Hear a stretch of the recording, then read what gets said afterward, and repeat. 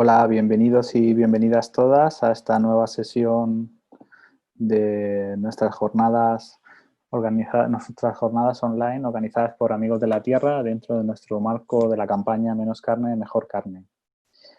Hemos confeccionado un programa de 8 sesiones, de las que ya llevamos abordando algunas de ellas durante la semana pasada y en esta segunda semana, para tratar sobre la cuestión de la ganadería industrial y sus impactos, así como las alternativas a este modelo dominante, entre ellas la reducción del consumo de carne y la promoción de la ganadería ecológica y extensiva.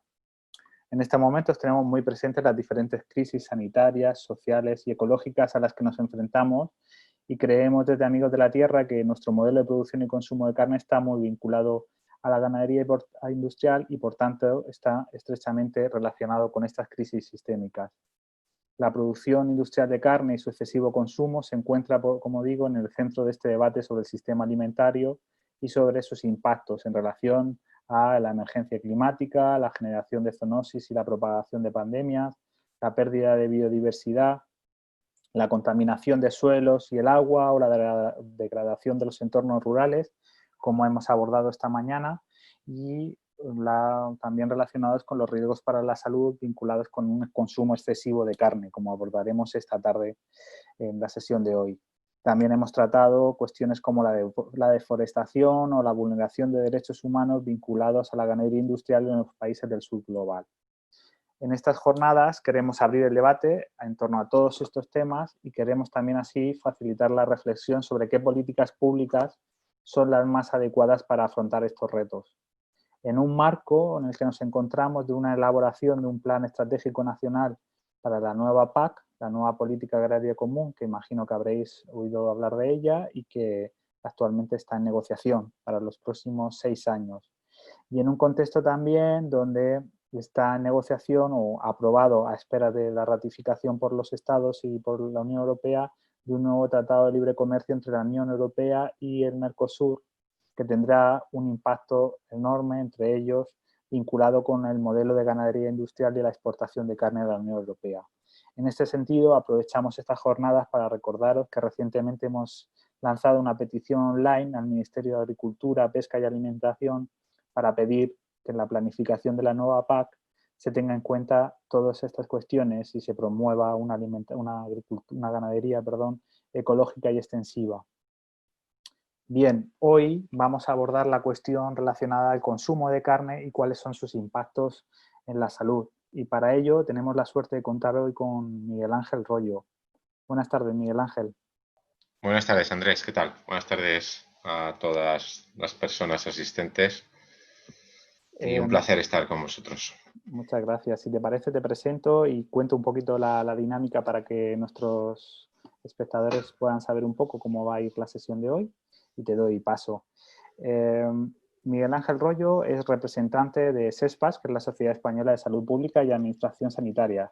Además, él es doctor en Medicina y Cirugía y especialista en Medicina Preventiva y Salud Pública.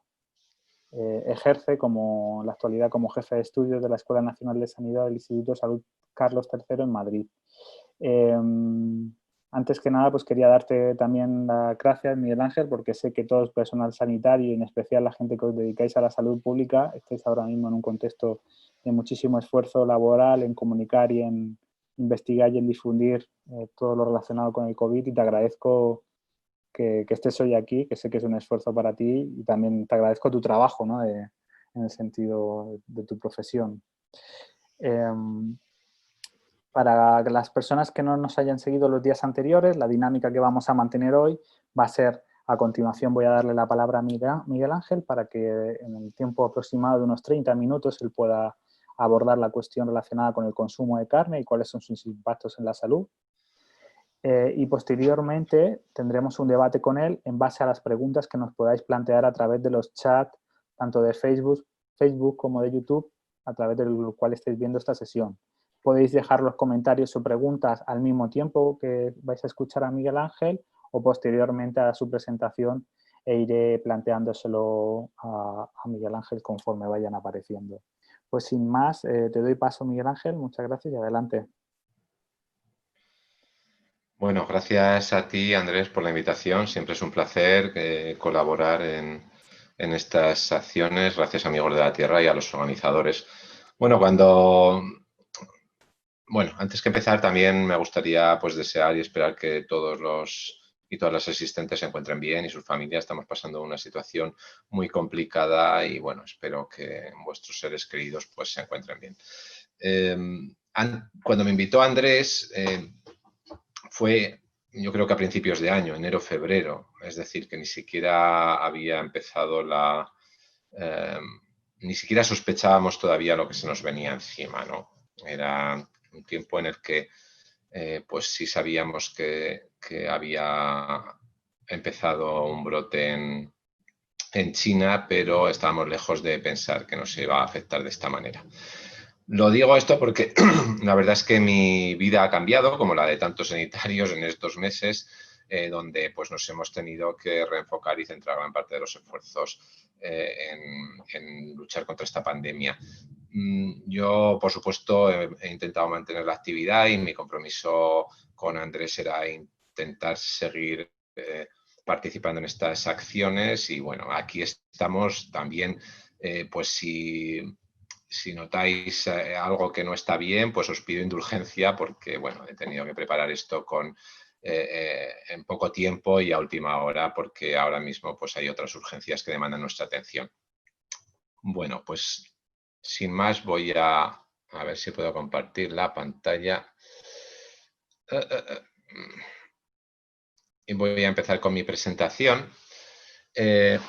Bueno, aquí en la presentación, como veis, dice consumo de carne e impactos en salud. Es decir, lo que yo voy a tratar es de hacer un resumen de las pruebas, los datos científicos que tenemos en la actualidad sobre el impacto que tiene el consumo de carne en la salud humana. Por supuesto, el consumo de carne tiene otros impactos en la salud medioambiental, en la salud del planeta, y yo solo voy a entrar ahí de forma tangencial cuando sea necesario, que va a ser al principio, para explicar también algunos de los impactos en la salud humana. Bien, esta diapositiva es una de las diapositivas que yo pongo a mis alumnos en el curso de introducción de la salud pública, en el máster de salud pública, en la clase, de introducción de la salud pública. El primer día de clase, pues esta es una de las diapositivas que les llevo poniendo 4 años, desde que este artículo se publicó en New England Journal of Medicine en 2016, pues donde podéis ver los brotes de enfermedades emergentes y emergentes que se han producido en los últimos años. Aquí es un artículo de 2016, por lo tanto están los datos hasta 2015. Y yo en los últimos cuatro años pues le he estado explicando a mis alumnos cuando les ponía esta diapositiva, que obviamente al año que viene ya no se la pondré o habrá que modificarla o poner otra, les he estado explicando que esta es una realidad a la que nos enfrentamos, una de las amenazas más importantes de la salud pública, los brotes de enfermedades emergentes y reemergentes, y que eso tiene mucho que ver con nuestro estilo de vida y con la forma en que estamos tratando a nuestro planeta. Es decir, enfermedades zoonóticas siempre ha habido, pero en este momento nuestro estilo de vida consumista en masa y explotador de los recursos del planeta está facilitando, digamos, las condiciones para que se produzcan este tipo de brotes de enfermedades emergentes. Y yo les decía en clase que esto va a seguir en el futuro, ¿no? Y que era previsible que en los próximos años fuéramos a ver nuevas apariciones de nuevas enfermedades de este tipo, ¿no? Ahora mismo, pues ya veis que estamos en ese escenario con una nueva enfermedad y además que con una afectación mundial que se ha convertido en una pandemia, a diferencia pues de otras como el ébola, que se pudo controlar porque tenía una baja transmisibilidad, el SARS, que es lo más parecido que tenemos a la actual pandemia, el virus más parecido, otro coronavirus, que también se pudo controlar, aquí lo tenéis, en los años 2003, 2005, que afectó China y algunos países del entorno, Canadá también, pero se pudo controlar porque no tenía una transmisibilidad tan alta.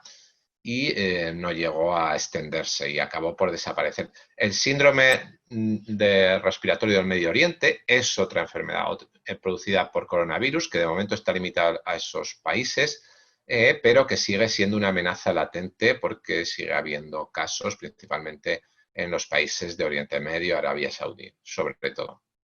Bien, este escenario pues es el escenario en el que vivimos y el último brote que se ha convertido en pandemia mundial es el del coronavirus, nuevo coronavirus, que es el SARS-CoV-2. Bien, este artículo de It Lancet nos explica qué tiene que ver, bueno, yo decía en la diapositiva anterior, ponía ahí al final, vuelvo si es posible, ¿qué tiene que ver el consumo de carne con esto? Pues tiene mucho que ver. ¿Por qué? Este artículo nos explica que la producción de alimentos es el principal causante de degradación ambiental y un importante causante de gases de efecto invernadero. Por lo tanto, que contribuye al cambio climático. Esto es así porque somos cerca de 8.000 millones de habitantes en el mundo, 8 billones de habitantes que tenemos que comer todos los días. Es decir, que la alimentación necesariamente va a producir un impacto ambiental. Esto es así, porque no vamos a dejar de comer para que no haya un impacto ambiental. Pero lo que sí podemos hacer es comer de una forma que el impacto ambiental de la alimentación sea el menor posible. ¿Y cuál es el componente de la alimentación actual que mayor impacto ambiental tiene? Pues es el consumo de carne. El consumo de carne de todos los gases efecto invernadero que son debidos a la producción de alimentos, que es el 30% de todos los gases de efecto invernadero, pues 2/3, es decir, un 19% del total. Aquí hay diferentes estimaciones, ¿no? La verdad es que la cifra exacta nadie la sabe, pero no me importa que sea un 13, un 15, un 19 o un 22, sigue siendo una cifra inmensa, ¿no? Que más de un 10%, entre un 10 y un 30%, y digamos en torno a un 20% de los gases de efecto invernadero se han producido solo por el consumo de carne, esto es un impacto brutal, si me permitís la expresión, porque además se puede vivir perfectamente sin comer carne, con lo cual podríamos evitar gran parte de este impacto. ¿Y por qué podríamos evitar gran parte de este impacto? Pues en esta diapositiva se puede apreciar bien, ¿no? Esta es una diapositiva donde se compara el impacto que tiene producir la misma cantidad de alimento para diferentes alimentos, ¿no? Y aquí veis, pues, en la parte superior, la carne de rumiantes, a continuación la carne de cerdo, la carne de pollo, luego el pescado, los lácteos y, bueno, y a partir de ahí, alimentos vegetales. Estos son diferentes impactos ambientales de la producción de cada uno de estos alimentos. Gases de efecto invernadero, la cantidad de la extensión de tierra que hay que utilizar, el gasto de energía, la energía que hay que gastar para producir esos alimentos, la acidificación del suelo y la eutrofización potencial que genera la producción de esos alimentos. Como veis, la carne de rumiantes, con diferencia de impacto ambiental, es mucho mayor que otras carnes y que, por supuesto, los alimentos vegetales, en todos los indicadores. Y en todos los indicadores, cualquier tipo de carne, el impacto es mayor que el resto de alimentos, salvo en algún caso con el pescado, que en algún indicador puede ser un impacto similar. Pero aquí se ve claramente que los productos cárnicos son los que mayor impacto ambiental tienen. Y dentro de los productos cárnicos, la carne de rumiantes, ¿vale? Y esto tiene que ver, pues, con la producción de metano por los rumiantes, que tiene, bueno, un gran poder contaminante. Aquí veis que los alimentos vegetales, pues el impacto es muy bajo en todos los indicadores. Esto lo ha resumido bien, muy bien, Aitor Sánchez, que es un dietista nutricionista que hace bueno, hay un grupo no solo él, sino que hay un grupo de dietistas nutricionistas que hacen una gran labor de comunicación en nutrición y que hacen este tipo de infografías, hacen mucha labor de redes sociales para informar, y ahí donde se explica sencillamente, pues aquí compara el impacto ambiental de producir 1 kilo de proteínas vegetales, de judías en este caso, y de producir el mismo kilo de proteínas de ternera. Es decir, a efectos de la alimentación humana, el resultado es el mismo. Tenemos 1 kilo de proteínas. Pues bien, para producir ese kilo de proteínas de ternera, pues tenemos que multiplicar la tierra que necesitamos cultivar por 18 veces. Pues no es lo mismo cultivar las judías que cultivar cereal para alimentar a las terneras que luego nos darán su carne, ¿no? Es muy poco eficiente la producción de proteínas animales. Lo mismo cabe para la energía que hay que usar por 9 veces, para los plaguicidas o insecticidas que hay que usar por 10 veces, para el agua que hay que consumir por 10 veces, etcétera, etcétera, ¿no? Todos los fertilizantes, todos los indicadores se multiplican por entre 10 y 20 veces. Es decir, la producción de proteína de origen animal tiene un impacto ambiental entre 10 y 20 veces en la mayor parte de los indicadores que lo miramos. Es decir, que el consumo de carne tiene un impacto importante en el cambio climático. Cambio climático que contribuye a su vez a arrasar eventos climáticos extremos, a arrasar cosechas en zonas ya empobrecidas, con lo cual también contribuye a la desnutrición, malnutrición por defecto, ¿no? Y eso es un círculo vicioso que es el círculo de la sindemia global de la obesidad, la desnutrición y el cambio climático que han llamado a esta comisión de Lancet. Bien, este cambio climático, este calentamiento del planeta Tierra, pues favorece la rápida propagación de virus que son transmitidos por mosquitos que vuelven a colonizar zonas donde ya no estaban, y con esto pues se han propagado enfermedades como el Zika, como el chikungunya, y bueno, y podrían seguir propagándose enfermedades que ya eran desconocidas en nuestro entorno, como la malaria, ¿no? En el futuro. También el dengue y otras enfermedades víricas que son transmitidas por estos mosquitos. Es decir, ese consumo de carne que contribuye al calentamiento global facilita que enfermedades desconocidas en nuestras latitudes puedan aparecer porque esos mosquitos, como el mosquito tigre, pues vuelven o colonizan, en este caso colonizan porque no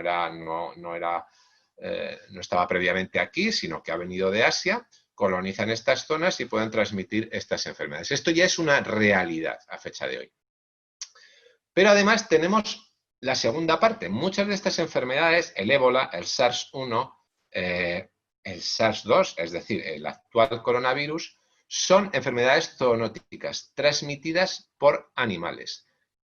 Es decir, enfermedades que saltan del animal al humano. El reservorio suelen ser los murciélagos y los intermediarios entre el murciélago y el humano suelen ser pequeños mamíferos como estos mapaches. Se ha hablado mucho del pangolín. La persona que tenéis en esta diapositiva es Christian Drosten, es el director, como dice ahí, de virología del Hospital de la Caridad en Berlín y es uno de los virólogos más prestigiosos del mundo y fue uno de los que identificó el SARS, que es el coronavirus que produjo el síndrome agudo respiratorio severo en 2003, que es el SARS-1, por eso ahora al nuevo coronavirus lo hemos llamado SARS-CoV-2, que son muy parecidos. Y por lo tanto es una de las personas que más sabe en el mundo de coronavirus y es además, como dice ahí también, el jefe del laboratorio de referencia alemán de coronavirus. Bien, aunque no lo podemos saber, no lo sabemos con certeza, ¿no? Cuál ha sido el intermediario y cómo ha sido el salto. Lo que nos dice este virólogo es que su hipótesis es que es mucho más probable que tenga que ver con estos mapaches que se cazan y se crían de forma extensiva en granjas en China para la producción y venta de piel, porque estos mapaches también tenían, en 2003 se vio que estos mapaches y también las civetas, pues habían sido portadores del SARS, del coronavirus 1, ¿no? SARS-CoV-1, que fue el que produjo el síndrome agudo respiratorio severo de 2003. Él dice, si yo me diesen cientos de miles de dólares, o sea, si tuviese dinero para investigarlo y me dejasen ir a China a investigar el origen del SARS-CoV-2, del nuevo coronavirus, yo me iría a las granjas de estos mapaches que se llaman tanuki, es el nombre japonés.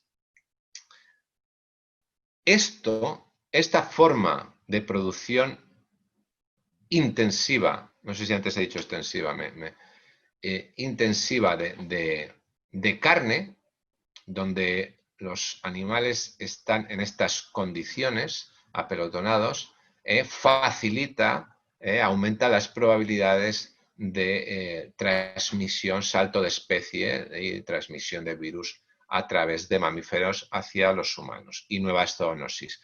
Y esta es la hipótesis más verosímil para el origen de esta epidemia, ¿no? Que haya saltado al humano en estas granjas.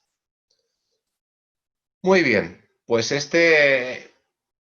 el escenario actual que vivimos, creo que este que acabo de comentar es uno de los impactos más importantes que tiene el consumo de carne. Pero el consumo de carne tiene otros impactos importantes en salud humana que están bien estudiados. Llevamos ya muchos años, muchos epidemiólogos nutricionales muchos años investigando los efectos de la carne en la salud. En primer lugar, el consumo de algunos productos, sobre todo derivados cárnicos, pues pueden aumentar el riesgo de obesidad, se asocian con la obesidad, como son las hamburguesas, las salchichas y también, sobre todo, las carnes procesadas, patés, pancetas, todo esto. Las carnes rojas, pues también, sobre todo porque también llevan mucha grasa, la forma de cocinarlas, pero la asociación no sería tan fuerte, sobre todo con las carnes procesadas. Luego tenemos un impacto en enfermedades cardiovasculares. Este artículo de Circulation de Mozarrician, un cardiólogo excelente, que hizo una revisión de todos los datos, todas las pruebas científicas que había sobre la relación entre alimentación y enfermedad cardiovascular. Pues aquí nos muestra en rojo qué alimentos están asociados a un aumento del riesgo cardiovascular, en azul cuáles están asociados a una prevención, a una disminución del riesgo cardiovascular. Cuanto más alejados estamos del centro, o sea, más estamos en el extremo de la flecha, mayor es el efecto, tanto el efecto protector, en este caso, de las frutas, los frutos secos, el pescado, las verduras, aceite de oliva, como mayor es el riesgo en el sentido opuesto. Cuanto más nos acercamos a la punta de la flecha, mayor es el riesgo cardiovascular del consumo de estos productos, ¿no? Que aparte de los hidratos de carbono refinados, azúcares, amidones, tipo patatas, todo lo que son pastas, galletas, etcétera, en general cereales refinados, donde se incluyen también las carnes procesadas. Las carnes procesadas y los alimentos ricos en sodio, como muchos productos derivados cárnicos también, como embutidos. Es decir, las carnes procesadas, carnes rojas sobre todo, aumentan mucho, carnes procesadas, perdón, y embutidos, perdón, aumentan mucho el riesgo cardiovascular. Las carnes rojas no procesadas, es decir, carne tal cual, un filete de ternera a la plancha, para hacernos una idea, pues aumenta el riesgo cardiovascular, pero mucho menos que las carnes procesadas y derivados cárnicos y embutidos.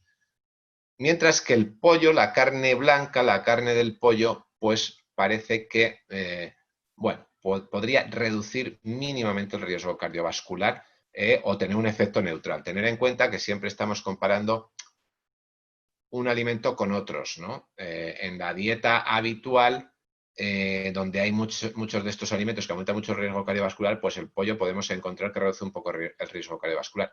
Pero a lo mejor si lo comparásemos dentro de una dieta fundamentalmente vegetariana, pues encontraríamos un efecto más neutral. Esto en principio ajusta por todo, pero los ajustes no siempre son perfectos, siempre nos queda algo de confusión residual. En cualquier caso, la carne de pollo o neutral o reduce un poquito el riesgo cardiovascular. Y esto en el ámbito de enfermedades cardiovasculares. Y en el otro ámbito de enfermedades transmisibles, las que más carga global de enfermedad y mortalidad producen en el mundo, que son las cardiovasculares y el cáncer, pues vemos también que las carnes rojas o procesados aumentan en general el riesgo de cáncer. También la aumentan los alimentos ahumados o salados, y muchas carnes las consumimos de esta forma, por lo tanto, por ese lado también aumentan el riesgo cardiovascular. Y también lo aumentan los alimentos que se cocinan con métodos que favorezcan el carbonizado de los alimentos, como la parrilla, un método muy habitual de cocinar las carnes en muchos sitios, ¿no? Incluido en nuestro país. Por lo tanto, las carnes también aumentan el riesgo de cáncer. Esta diapositiva, perdón, si la podéis visualizar un momento.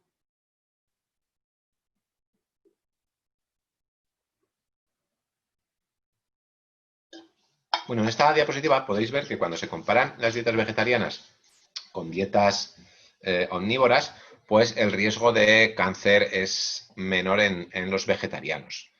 Sobre todo el cáncer colorectal, ¿vale? Pero también, también vemos que los que menos riesgo tienen son los que también consumen los llamados pesco-vegetarianos, es decir, los que consumen también pescado, comparados con los no vegetarianos. Pero en general, una dieta exenta de carne pues reduce el riesgo de cáncer. Y aquí tenéis, esta es una diapositiva del Fondo Mundial para la Investigación del Cáncer, que revisan periódicamente. Esto es la última revisión y resumen de los datos científicos, pruebas científicas de 2018, donde revisan todos los datos científicos que hay sobre la relación entre alimentos y cáncer. Aquí veis, podéis ver en la parte derecha, donde se ven los alimentos que aumentan el riesgo. Aquí están los que disminuyen el riesgo, ¿vale? Tenéis el pescado, que puede reducir el riesgo de cáncer de hígado y cáncer de colorectal. De ahí la diapositiva previa, que veíamos que los pesco-vegetarianos tenían algo menos de riesgo de cáncer colorectal que los vegetarianos, y que por supuesto que los omnívoros. Bueno, aquí tenéis resumida la evidencia. ¿Cuál es la exposición que se mira y cuál es el riesgo de cáncer aumentado? La carne procesada, ya hemos dicho que aumenta el riesgo de cáncer colorectal. La carne roja aumenta el riesgo de cáncer colorectal también. El pescado estilo cantonés, que es un pescado salado, aumenta el riesgo de cáncer de nasofaringe. Eso es unas pruebas científicas, digamos, muy altas. Como pone aquí, evidencia muy fuerte, pruebas científicas muy fuertes. Esto es muy sólido, ¿vale? Que la carne procesada y la carne roja aumentan el riesgo de cáncer colorectal.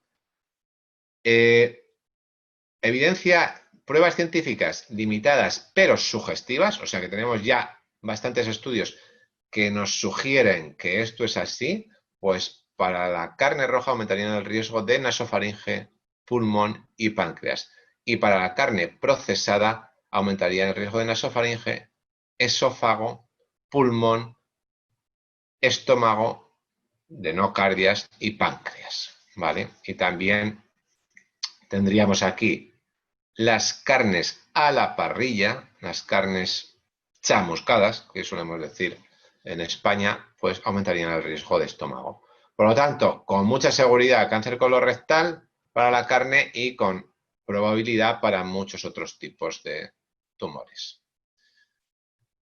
En este estudio, que está sin publicar todavía, también lo digo, en el que bueno, he colaborado, hemos tratado de estimar con los datos del impacto que tiene el consumo de carne en diferentes enfermedades, como las cardiovasculares y el cáncer sobre todo, hemos tratado de estimar las muertes que se pueden atribuir al consumo de carne en España y cuántas muertes se podrían evitar si se redujese el porcentaje de la población española que consume 3 o más raciones de carne por semana, ¿vale?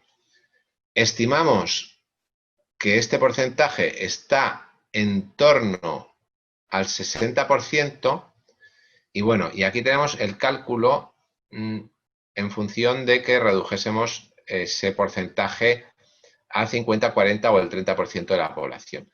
Es decir, porcentaje de personas que consumen 3 o más raciones. Si reducimos ese porcentaje, podemos ahorrar. En el más conservador de los escenarios, podríamos evitar entre 4 y 8.000 muertes, y en el mejor de los escenarios, podríamos evitar entre 8 y 12.000 muertes al año. Esto es, estamos hablando en este escenario, que es el más conservador, estamos hablando de tantas muertes como muertes por suicidios, más muertes que por accidentes de tráfico. En este escenario, pues el impacto es mucho mayor. Por lo tanto, incluso en el escenario más conservador, digamos, más prudente de las estimaciones que hemos hecho, el número de vidas al año que se podrían salvar es muy alto. Bien, y quiero terminar esta sesión pues haciendo una reflexión sobre lo que nos dicen las guías alimentarias respecto de la carne. Lo que dicen los expertos, lo que recomiendan. Bueno, este es un patrón alimentario saludable. Esto es un resumen, perdón, porque creí que había borrado esta diapositiva, la previa que estaba en inglés. Sí, pero había puesto ya en castellano. Vale. Bien, este es un resumen de lo que es un patrón saludable y sostenible que se caracteriza por la frugalidad y por estas 5 características.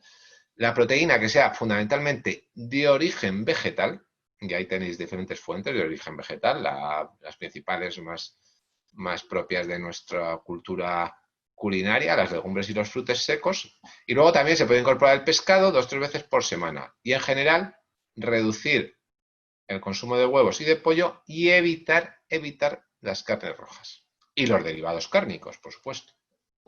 De hecho, carnes procesadas, cuando decimos que aumentan el riesgo de carnes procesadas, el riesgo de cáncer o enfermedad cardiovascular, en esas carnes procesadas incluimos también los derivados cárnicos de la carne de pollo y otras aves, ¿vale? Las carnes procesadas todas aumentan el riesgo de tanto de enfermedad cardiovascular como de cáncer. Bien, entonces, primero, proteína fundamentalmente de origen vegetal más pescado. Segundo, aceites vegetales. Y en España, pues aceite de oliva preferentemente, ¿vale? Reducir grasas de origen animal y evitar las grasas industriales. Tercero, el pan, la pasta o el arroz, en general los cereales que consumamos, siempre integrales. Integrales. Reducir el azúcar y evitar bebidas azucaradas y alcohólicas. Cuarto, lácteos, el único lácteo que se asocia en adultos, estoy hablando, población general, aparentemente con menor riesgo de enfermedades transmisibles, es el yogur natural, por supuesto, sin azúcares añadidos, ni edulcorantes, ni nada, yogur natural. Y si queremos tomar otros lácteos, pues con moderación, tanto el queso y la leche con moderación, porque son alimentos grasos y que pueden aumentar el riesgo de otras patologías.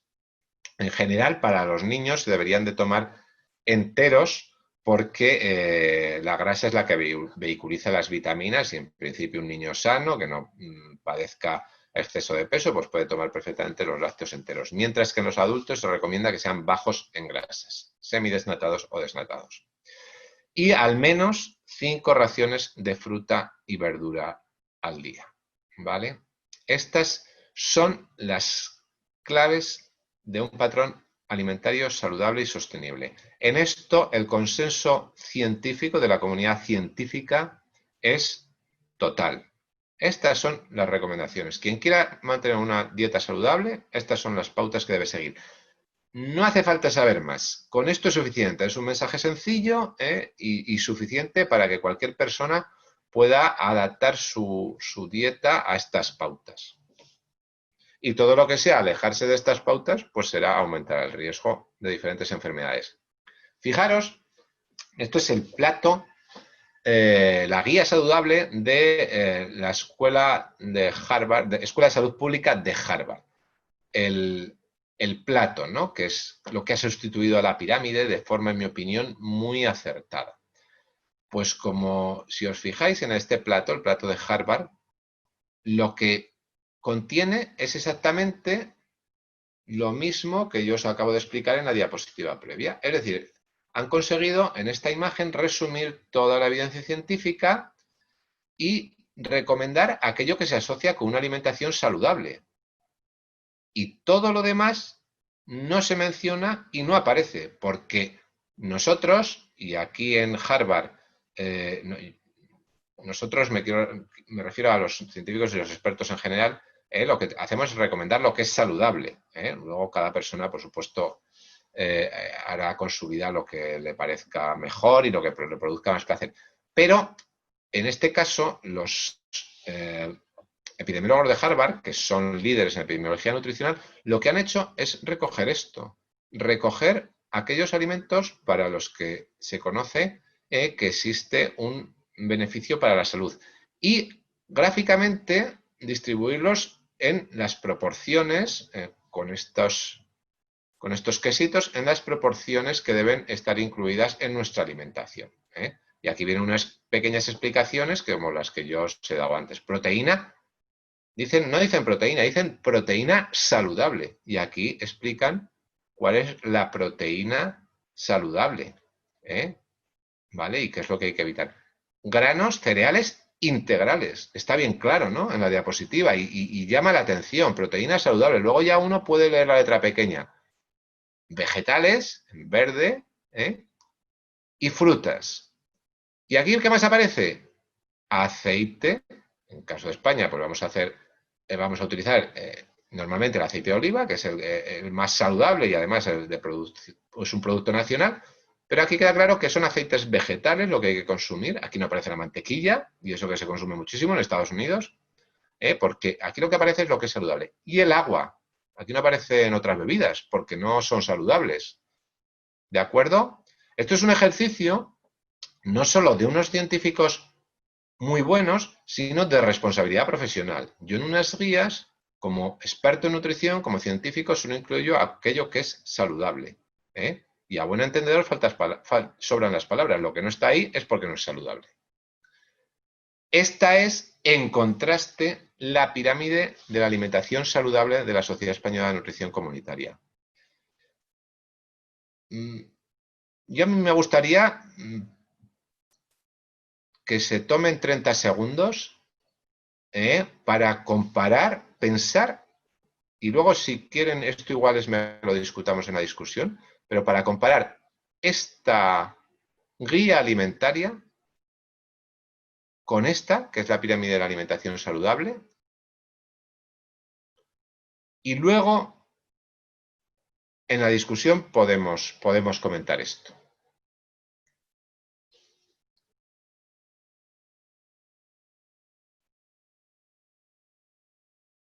¿Vale? No digo más, lo dejo ahí y luego lo comentamos. Y termino por terminar con una imagen pues agradable a la vista y saludable, pues este plato de Harvard, pero para los niños, ¿no?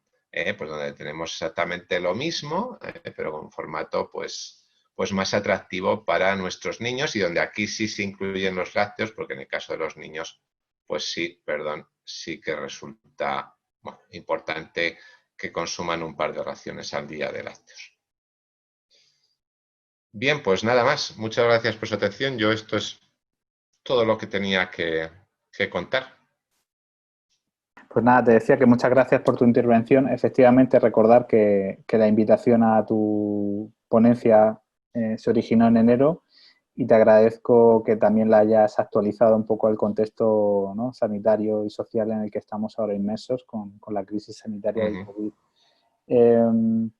El jueves de la semana pasada también tuvimos la ocasión de poder hablar sobre la relación entre la destrucción de la biodiversidad, la deforestación, los impactos del sistema alimentario en su conjunto. Que comentaba Muchísimo y mejor. repito que el jueves de la semana pasada tuvimos también la oportunidad de poder hablar con Fernando Valladares, que también es ecólogo y experto en biodiversidad, y estuvimos tratando la relación entre la destrucción de la biodiversidad y la proliferación de zoonosis como la que vivimos, que has abordado al comienzo de la presentación, que te agradezco también esa actualización. Y si te parece, voy a ir recogiendo las preguntas de las personas que van a ir planteando por el chat. Vale. Pero antes de comenzar, sí que me gustaría plantearte dos preguntas. Ajá. Una está relacionada de alguna manera también con esa proliferación de ese modelo de ganadería industrial que has planteado y que como parece ser, cada vez es más claro que ese modelo de ganadería industrial influye o favorece de alguna manera esta generación de zoonosis o esa propagación a la salud humana. ¿Qué te parece? No sé si sabes que hace 3 días la Unión Europea ha aprobado una nueva estrategia de biodiversidad y una estrategia que se llama, traducida al castellano, de la mesa al campo, del campo a la mesa, perdón, la estrategia Farm to Fork.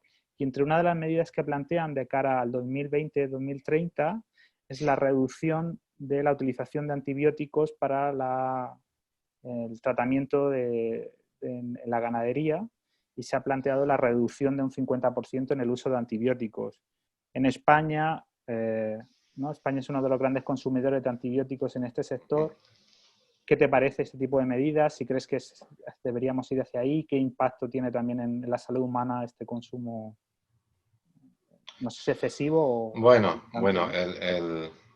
obviamente es un tema que no he tocado porque, pues bueno, me he centrado más en los impactos que podríamos haber tocado y que efectivamente tiene impactos en salud. Es otro de los temas, que yo también recojo en la clase esta introductoria dentro de un apartado que pongo de retos de salud pública, el de la resistencia a los antibióticos. Es otro de los grandes retos de salud pública de la actualidad, va a ser uno de los grandes problemas. Ya empieza a serlo, pero va a ser uno de los grandes problemas de salud pública en un futuro muy cercano.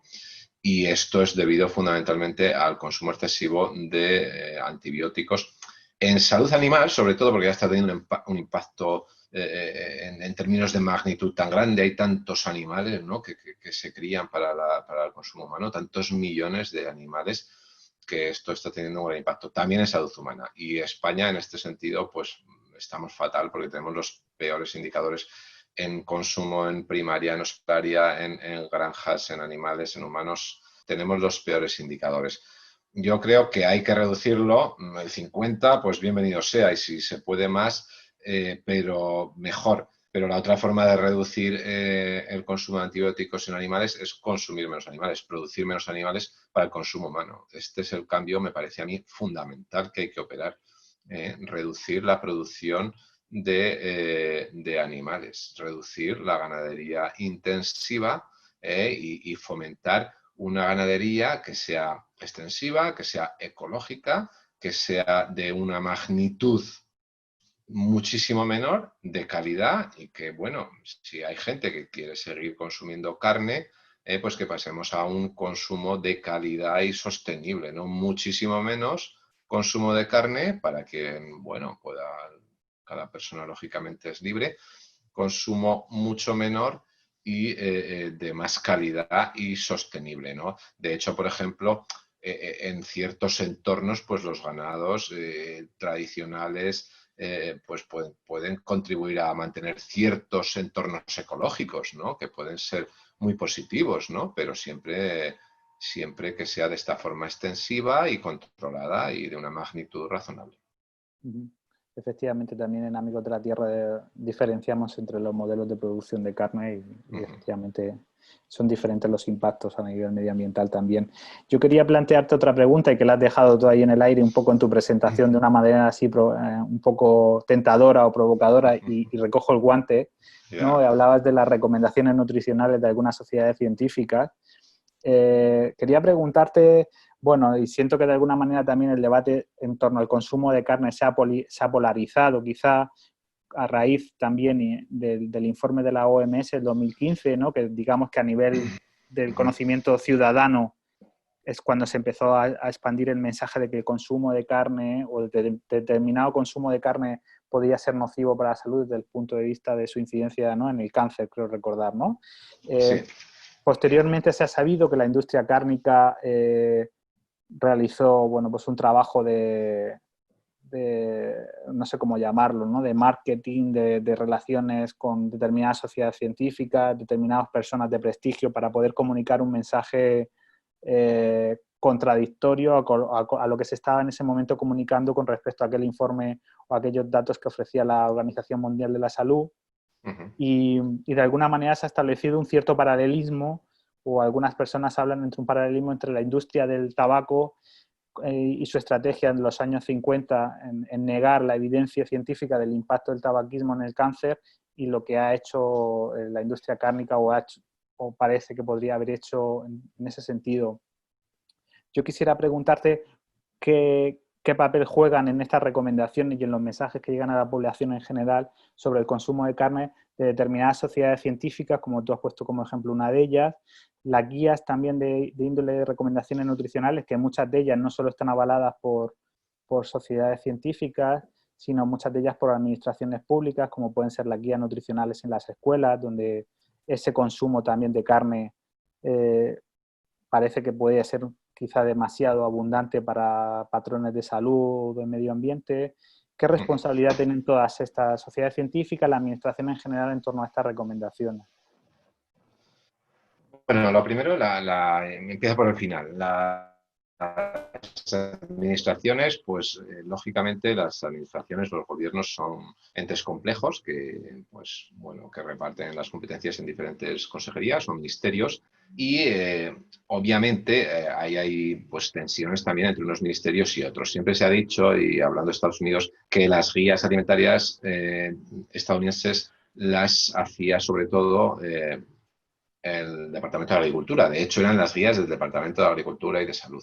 Y en otros países, pues también el Departamento de Agricultura o el Ministerio de Agricultura siempre tiene una influencia importante en la elaboración de esas guías. O sea que no, las guías alimentarias no se han elaborado tradicionalmente en los gobiernos solo por criterios de salud, sino que hay detrás pues también otros elementos que se han considerado que tienen que ver con la producción nacional de diferentes tipos de alimentos, elementos económicos y la influencia del sector de la agricultura y de la industria alimentaria pues ha sido tradicionalmente muy importante.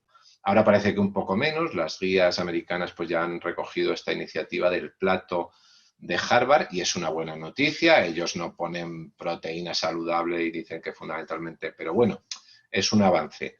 En España pues tradicionalmente ha pasado algo parecido. Y luego las sociedades científicas, pues claro, la industria alimentaria pues hace el tabaco en su día, pues trata de defender sus intereses y sus estrategias que están bien descritas, pues está cooptar, que se dice en inglés, o captar para su causa, entre comillas, ¿no?, a científicos, profesionales, organizaciones, etcétera, etcétera, influir en las políticas mediante diversos mecanismos que, bueno, que eso nos daría para otra sesión. El ejemplo que he puesto creo que es muy activo y muy llamativo de esto, ¿no?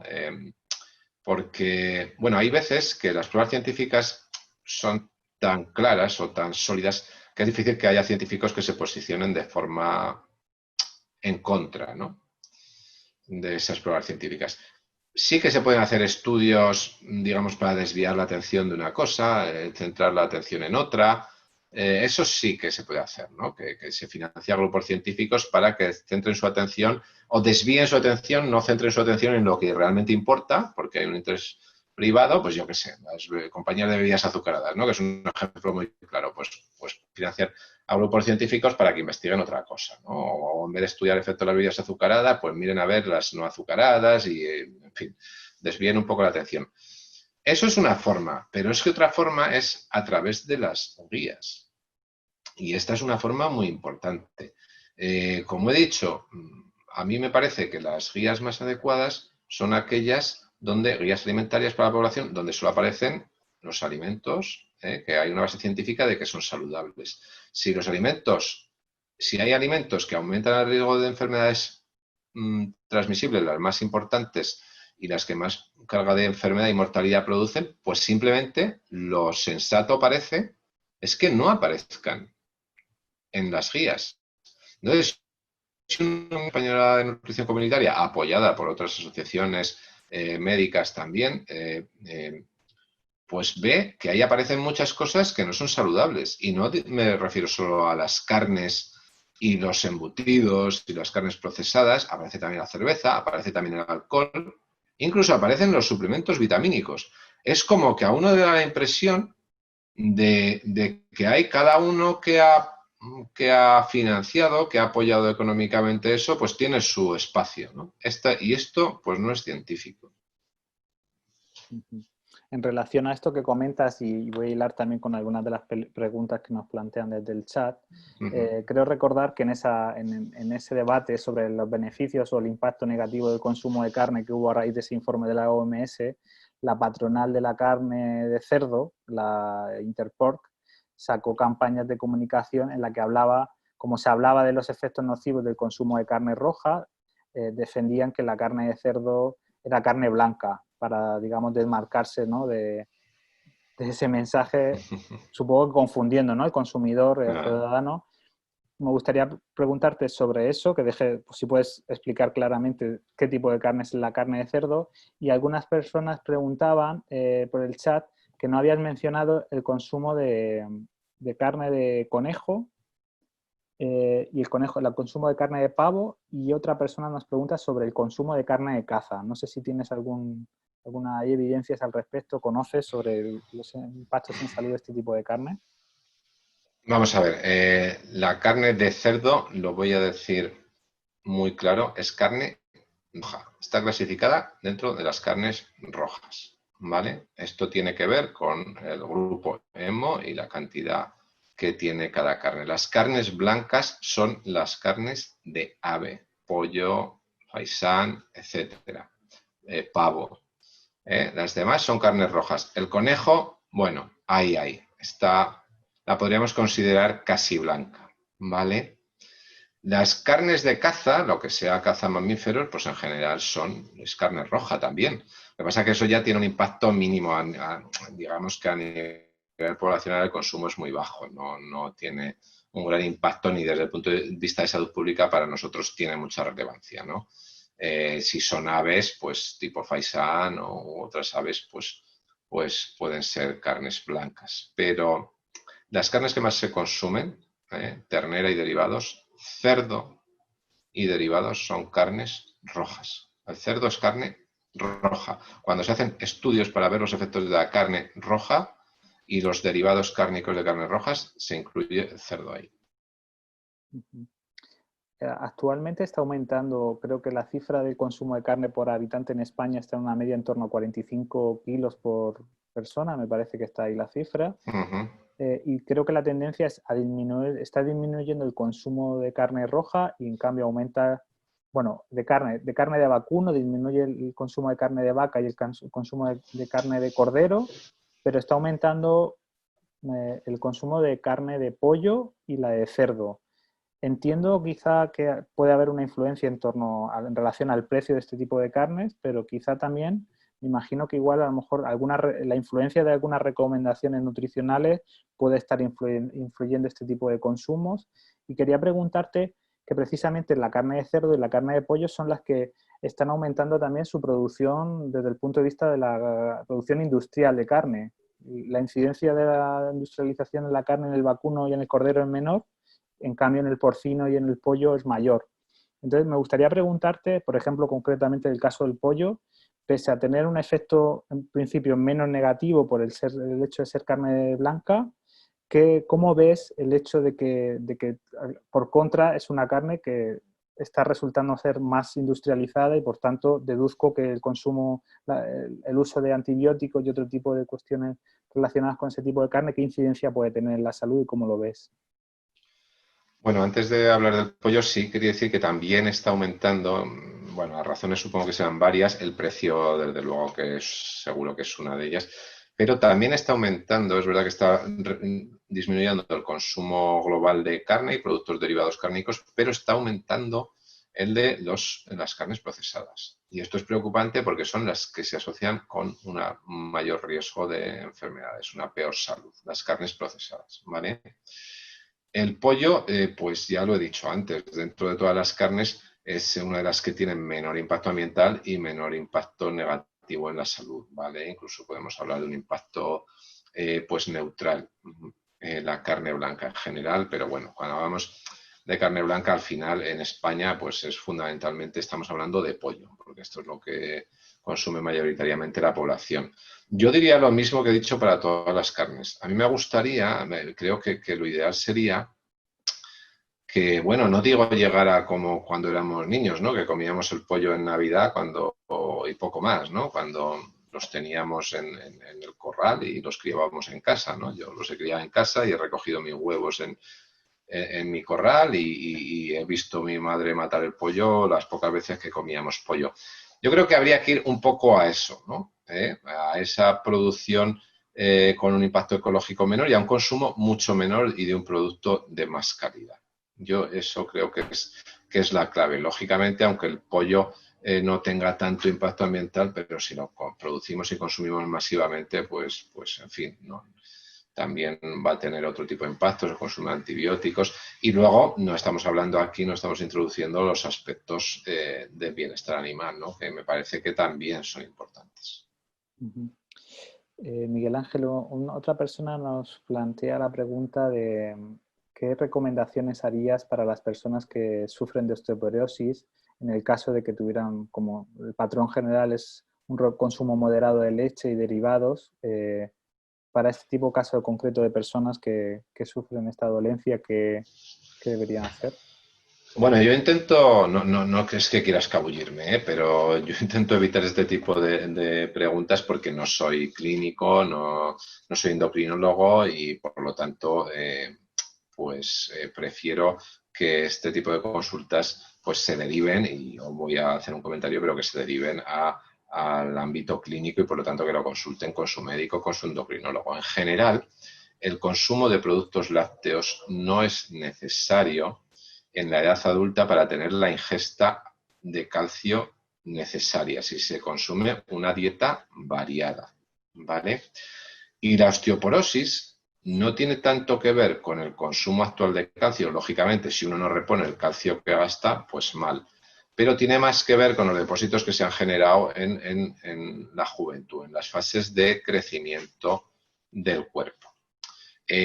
Dicho lo cual, es verdad que es mucho más fácil acceder al calcio, garantizar un consumo de calcio adecuado para reponer las necesidades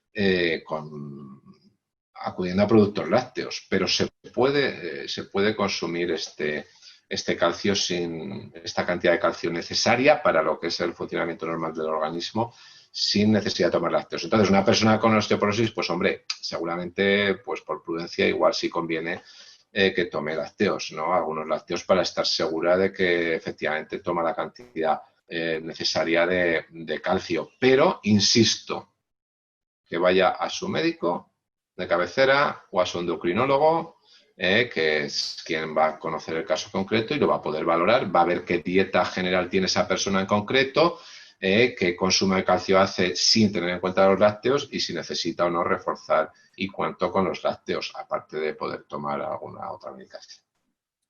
Perfecto, gracias, Miguel Ángel.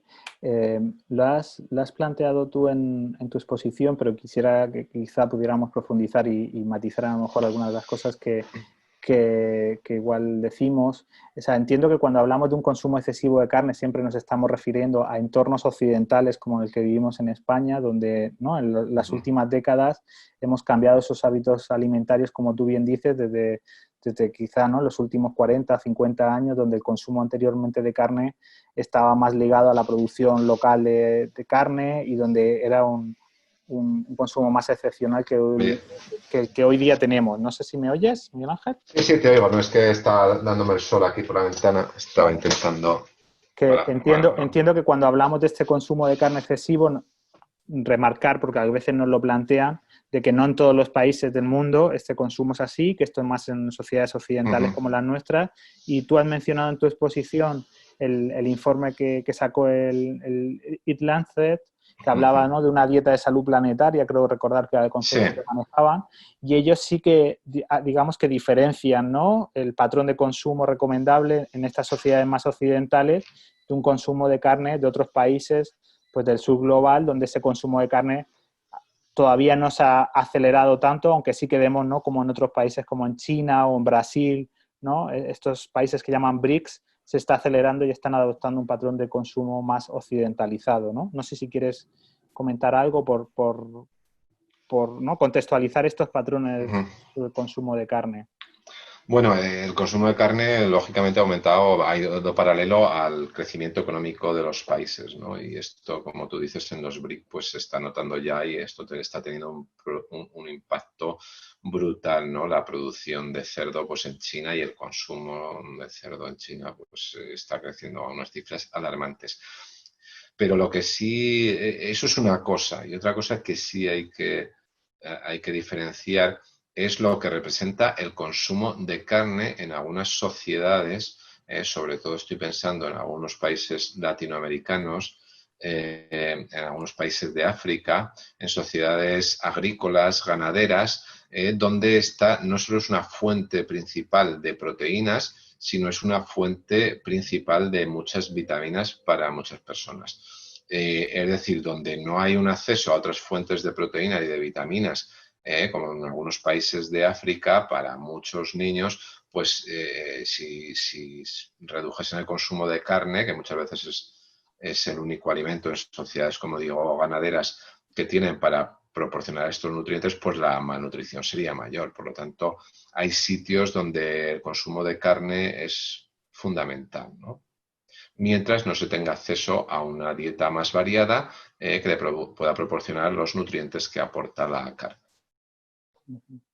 Una persona que nos está siguiendo por Facebook nos matiza que efectivamente las explotaciones avícolas tienen un gran impacto ambiental, que igual no se recogen en esa medición de, por ejemplo, las emisiones de gases de efecto invernadero, pero que tienen impactos ambientales muy fuertes, como pueden ser, por ejemplo, las emisiones de amoníaco, ¿no? Y que además utilizan también una gran cantidad de antibióticos para esa producción industrializada de aves, por también dejar constancia de sus efectos. Sí, y la eutrofización, que lo he dicho, y la contaminación de acuíferos, un gran problema, por ejemplo, en mi tierra, en Aragón, yo soy de allí y es lamentable lo que está pasando con los acuíferos y en Cataluña también, ¿no? Por las granjas de cerdos, ¿no? Granjas masivas de cerdos. Yo quisiera plantearte, Miguel Ángel, otra pregunta, y sé que tú has trabajado mucho en esa línea, y es, en general se están haciendo como intentando buscar herramientas que guíen el consumo alimentario, ya no solo de carne, sino a nivel general, sobre todo en un incremento del consumo de alimentos procesados, etiquetados, donde cada vez el producto fresco es menor. Y me refiero, por ejemplo, a herramientas que están en el debate actualmente, como son los códigos nutricionales, el Nutri-Score y otros códigos que están saliendo y que están en boga. También la industria alimentaria está haciendo sus propias propuestas. Me gustaría preguntarte qué opinión te merecen, si crees que se debería apostar por este tipo de orientaciones para el consumo, y si fuera tal el caso, pues qué incidencia tendría, por ejemplo, el código Nutri-Score u otros similares sobre el consumo de carne, entiendo relacionado con las grasas quizá o las sales que puedan contener en el caso de carnes procesadas. Bueno, preguntarte un poquito al respecto, si nos puedes comentar. Bueno, el mensaje nutricional, el mensaje fundamental nuestro es tanto de los nutricionistas como de los epidemiólogos expertos en salud pública, es que los alimentos cuanto más frescos mejor. Es decir, cuanto menos procesado en nuestra mesa, pues mejor. Pero es cierto que en la sociedad en que vivimos, pues depende mucho de pues, este tipo de alimentación. Vivimos una cultura donde queremos tener acceso rápido a muchas cosas y donde pues, mucha gente no tiene el tiempo ni la disponibilidad de estar cocinando y comprando producto fresco todo el día. Esta es una realidad, un hecho. Entonces, ya que esto es un hecho, pues por lo menos esta herramientas como Nutri-Score, visuales, fácilmente comprensibles por la población, permiten que si comemos alimentos procesados podamos saber cuán saludables o no saludables son, de forma sencilla. Por lo tanto, mensaje principal, cuanto menos procesado, mejor. Una dieta saludable se basa en productos frescos. Si utilizas procesado, Nutri-Score u otros sistemas, los sellos chilenos, te permiten saber cuán saludable es eso. Esto es muy relevante para las carnes procesadas. La mayor parte de las carnes procesadas van a dar mal con estos sistemas, ¿no? Porque van a tener un alto contenido en grasas, van a tener un alto contenido en sal y por lo tanto van a tener una puntuación seguramente negativa. Pues las personas podrán saber cuando vayan a comprar un producto procesado que eso no es saludable. Y en las carnes esto es muy importante porque muchas veces pues la gente confunde ya lo diré, no me sale ahora la palabra, un filete de pollo o un filete de cerdo con un jamón york, algo que viene que dicen que es jamón york, o un embutido o un fiambre de pollo o de cerdo, ¿no? Que pues a lo mejor pueden tener de carne de cerdo o de pollo un 40% o un 50%. Y el resto pues son añadidos, sales, almidones que no son nada saludables. Entonces, un sistema como el Nutri-Score va a evitar que la gente tenga esa confusión que se crea cuando compra un fiambre de pollo que le está dando de comer pollo a su familia o a sus hijos. Ahí vas a ver que no es así, que eso no es saludable, mientras que un filete de pollo tal cual, pues sí es saludable, ¿no? Nos preguntan por el chat en relación a esto ¿y qué pasa entonces con el jamón serrano? Que supongo que también está en el debate sobre la calificación del Nutri-Score y otros. Bueno, jamón serrano es que es muy alto en sal, es alto en grasa y claro, no todos nos podemos permitir, yo no me lo puedo permitir, bueno, aparte que yo no consumo carne, pero bueno, mi, mi hija es forofa del jamón y come muy poco. Y yo cuando le compro alguna vez, pues es del bueno, pero es muy caro. No todos nos podemos permitir un jamón de bellota, que ese sí podría ser algo más saludable, ¿no? Porque está alimentado el cerdo de bellota, está en el monte y por lo tanto, y eso lo vemos cuando tenemos un jamón de bellota y tú lo cortas, pues ves que la grasa está líquida, ¿no? Y eso es porque tiene un gran porcentaje de ácidos grasos insaturados. Eso es por la alimentación que tienen. Y además se están moviendo, pues un producto, bueno, que ahí está. Tendrá mucha sal, pero no es tan malo como el jamón de producción industrial, que tiene grasa saturada sobre todo y que además tiene sal, con lo cual es un producto pues muy poco saludable. El jamón serrano es un producto muy poco saludable. Esto es lo que hay. En cuanto cuando hablábamos también de recomendaciones sobre la sustitución de proteína animal y sustituir la dieta del consumo de carne, libremente hay personas que por conciencia, por salud, deciden consumir productos, ser personas vegetarianas o personas veganas que no consumen de carne en su totalidad.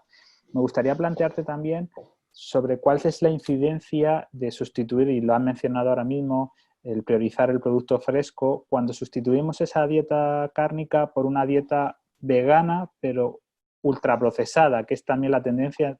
Igual a lo mejor en España no es tanto, no lo sé, pero quizá en otros países donde la alimentación vegana está más normalizada, pienso en Inglaterra o Estados Unidos, donde hay una mayor oferta de productos ultraprocesados con una línea muy clara, ¿no?, para población vegana. Si nos puedes comentar un poco cuál es también la incidencia de estos productos ultraprocesados que no contienen proteína animal. No sé, ¿qué opinión al Bueno, respecto? yo no tengo ni conozco que haya datos todavía que hayan estudiado el impacto de esto. No sé cuál es el nivel de consumo de este tipo de productos. Sé que están en el mercado. Yo a veces los he consumido, sobre todo, bueno, digamos que cuando empezaron a salir, sí, por curiosidad también, pero te puedo decir que hace tiempo que no consumo prácticamente ninguno de estos productos. No digo ninguno porque... pero que, bueno, una hamburguesa, ¿no?, vegana o esta línea de productos que han salido, pues muchas veces contienen almidones que no son nada saludables o azúcares añadidos, es decir, hay que mirar el etiquetado. Luego son mucho más caros Y luego tienen, están envasados en pequeñas raciones, con lo cual el impacto es mucho mayor. Si quieres comer proteína vegetal, pues puedes cocinarte diferentes platos, tampoco es tan complicado, a base de legumbres, a base de frutos secos, a base de, pues no sé, por variar un poco, aguacate, aunque no sea, ya se está produciendo en España. Ya sé que muchas de estas cosas también, siempre que sea producción local, ¿no? No traerlo de 6.000 kilómetros de distancia, ¿no? Quiero decir que lo puedes hacer en tu casa. Comprarte un producto procesado, primero mira la etiqueta, hay algunos mejores y peores, esto es así, como todo, ¿no? Yo he visto algunos de muy buena calidad y otros de menos calidad. Los productos procesados, en general, cuanto más procesado es un producto, peor. Pero hay productos procesados que son saludables también. Muy pocos, pero alguno hay. El yogur natural, por ejemplo. El yogur natural es un producto procesado, pero si tú no le añades nada más, sin azúcar ni edulcorantes, es un producto que consideramos saludable.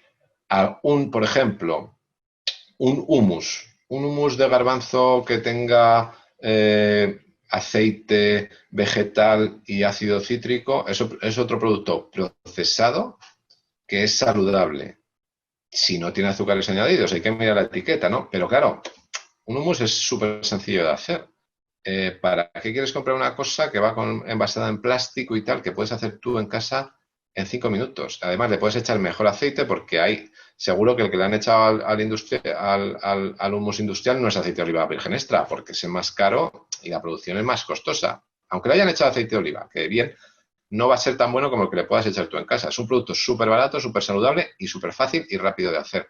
Por lo tanto, yo en general desaconsejaría el uso el consumo de este tipo de productos. Si uno quiere mantener una dieta más saludable, va a ser más barato y si desde luego se consumen, que se mire el etiquetado porque a veces nos llevamos sorpresas desagradables. Claro. Entiendo que hay también una diferenciación entre lo que llamaríamos productos procesados y productos ultraprocesados, ¿no? También en el impacto.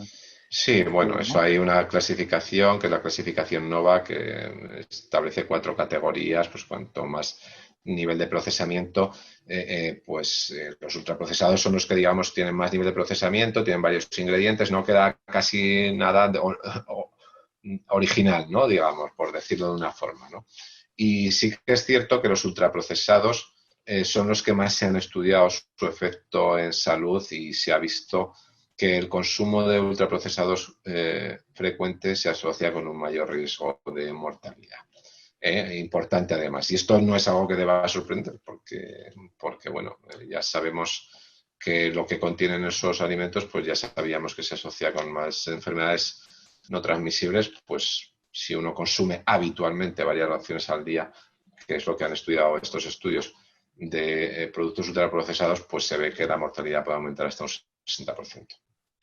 Vale, ya vamos a ir terminando. Miguel Ángel, no quiero tampoco quitarte más tiempos. Me quedan 2 preguntas por plantearte. Ajá. Una es de una persona que nos está siguiendo, que nos pregunta, que la has mencionado en tu exposición, pero quería tener más información sobre la incidencia en la salud del consumo de pescado y si este se puede diferenciar entre el consumo de pescado que ahora se llama salvaje y el pescado de piscifactoría, si a tu juicio hay una diferencia entre el consumo de ambos.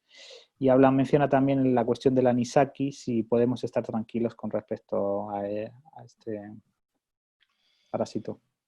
Bueno, empiezo por el anisakis, por el final, esto siguiendo las recomendaciones habituales de congelación del producto y cocinado, pues esto no hay ningún riesgo, ¿no? Si uno no es descuidado, come el pescado crudo o no lo cocina bien, pues entonces, pero vamos, es su responsabilidad individual. Yo creo que ya es bastante conocido lo que hay que hacer para evitar esta contaminación por anisakis. A ver, no tenemos estudios que hayan diferenciado, no es tan fácil, un pescado de otro en función del sistema de producción. En general, el consumo de pescado, sobre todo el pescado azul, se asocia con mejores resultados cardiovasculares.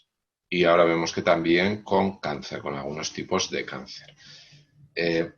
Vale más para pescado azul, pero vale para todo tipo de pescado, sobre todo cuando comparamos con omnívoros. Incluso comparados casi todos los estudios que están comparando pescatarianos, gente que también consume pescado, con vegetarianos o veganos encuentran mejores resultados de salud para los pescatarianos. Ahora, ¿qué es mejor? Bueno, por supuesto que es mejor pescado que no haya sido producido de forma intensiva en una piscifactoría.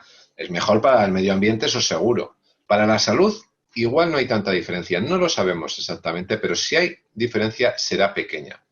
Pero vuelvo a lo mismo de la carne, es el concepto. Es mejor comer menos pescado de más calidad, ¿no? Y que no tenga este impacto ambiental y también el consumo de antibióticos, etcétera, etcétera, que en esto sí que se parecen esos impactos, pues son parecidos, no el de la magnitud que la carne, pero son parecidos.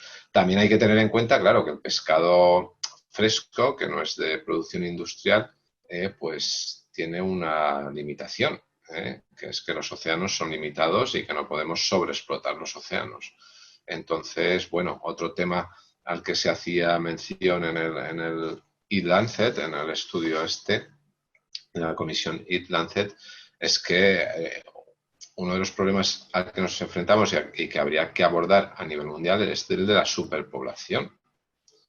Somos 7.500 millones de personas, pero es que se estima para 2050 10.000 millones de personas. Claro, hay que alimentar a esas personas. Esto, la sostenibilidad también depende de eso. Ese es un tema que habrá que abordar antes o después a nivel internacional, porque si no, si seguimos teniendo ese crecimiento de la población, pues será insostenible.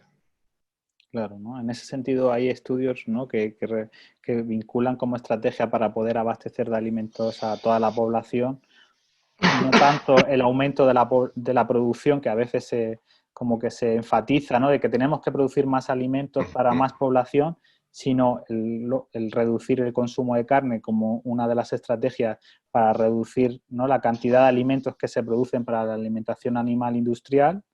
Y otra de las estrategias también que se menciona es reducir el desperdicio alimentario, ¿no? Que en sociedades como las nuestras, ¿no? Se producen un montón de alimentos que finalmente no acaban siendo consumidos, ¿no? En ese sentido que tú planteas, ¿no? De esos escenarios para el 2050. Por supuesto, ese era el otro, el tercer elemento, sí, la reducción del desperdicio alimentario, que es, bueno, yo creo que, no recuerdo ahora la cifra, pero en China y en Estados Unidos, que habían hecho estimaciones, habían calculado, pues el impacto ambiental del desperdicio era muy alto. Y no recuerdo ahora la cifra, pero creo recordar que era en torno a un cuarto, un tercio de todo el impacto de la alimentación. Y se decía en este informe que como mínimo, había que reducir ya el 50% del desperdicio alimentario, como mínimo. Idealmente, desperdicio alimentario habría que reducirlo, no digo al 100%, porque seguramente eso sea imposible, pero al 90% por lo menos, ¿no? O sea, que eso sea una cosa marginal.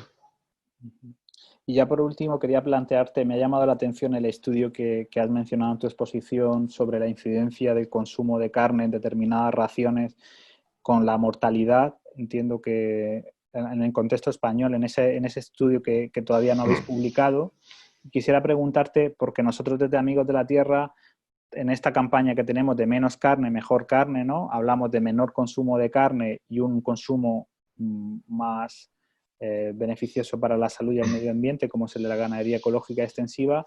Quería preguntarte si en ese estudio, ¿cómo habéis contabilizado? ¿Qué ración de consumo de carne semanal? Si habéis hecho una estimación cuantitativa sobre qué cantidad entendéis que a partir de la cual no hay una incidencia excesivamente significativa de mortandad, y cómo lo habéis estimado en ese estudio en cuanto a frecuencia y cantidad. Entiendo que habrá sido...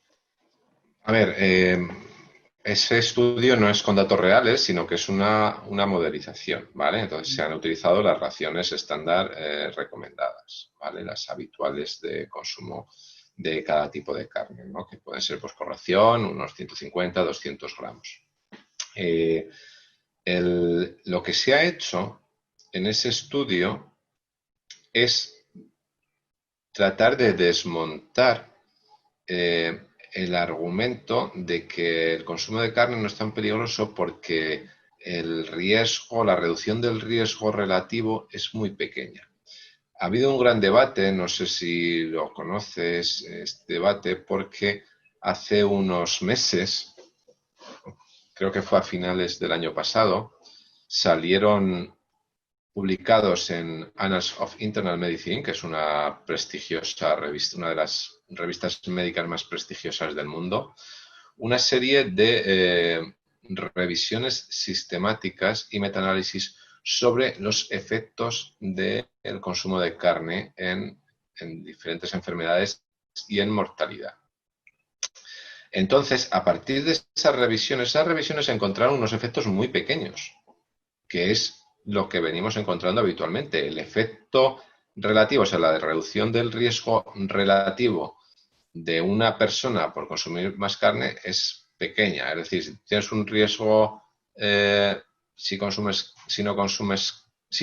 carne, perdón, de 1, digamos, pues si consumes carne vas a tener un riesgo de 0,92, riesgo relativo, o sea, una reducción relativa del 8%. No es una gran cantidad, pero eso, desde el punto de vista de salud pública, puede ser muy importante. Y eso es lo que tratamos de explicar en este artículo. Con esa pequeña, claro, cuando hacen esas revisiones, acompañan las revisiones un artículo con unas guías diciendo, bueno, como esto es un efecto tan pequeño y podría ser debido a sesgos o a confusión, como es tan pequeño y no hay ensayos clínicos, los ensayos clínicos en este campo son muy difíciles de hacer, sobre todo a largo plazo, que es lo que necesitamos, pues esto no tiene tanta importancia. Entonces acaban recomendando que la gente puede seguir consumiendo la misma cantidad de carne como si esto no tuviese importancia, ¿no?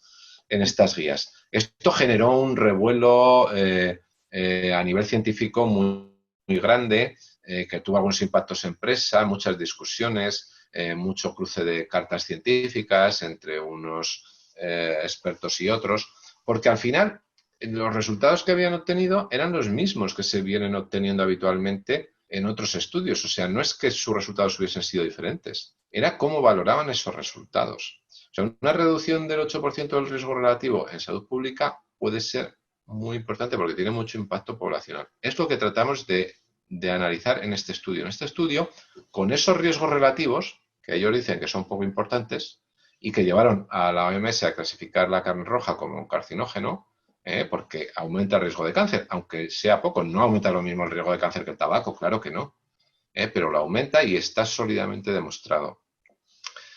A nivel individual el aumento de riesgo no es tan grande, pero cuando lo ves poblacionalmente, nosotros lo que hemos estimado que si nosotros redujésemos el porcentaje de la gente que consume más de 3 raciones a la semana de carne roja, que lo ideal es de carne roja no consumir nada, ninguna. Ya no estamos diciendo no consumir ninguna, simplemente pasar de lo que se consume hoy, que es más del 60% de la población, consume más de 3 raciones de media al día, reducir ese porcentaje a la semana, perdón, a la semana. Reducir el porcentaje de población que consume 3 o más raciones a la semana de carne roja, pasarlo del 60% de la población al 50, al 40 o al 30% de la población, no estamos hablando de que no consuman carne, que consuman menos de 3 raciones, ese cambio a nivel poblacional podría evitar entre 4 y 12.000 muertes al año en España. Eso es evitar más muertes que muertes por accidentes de tráfico, que muertes por suicidios en España. En España mueren al día 10 personas por suicidio, de media.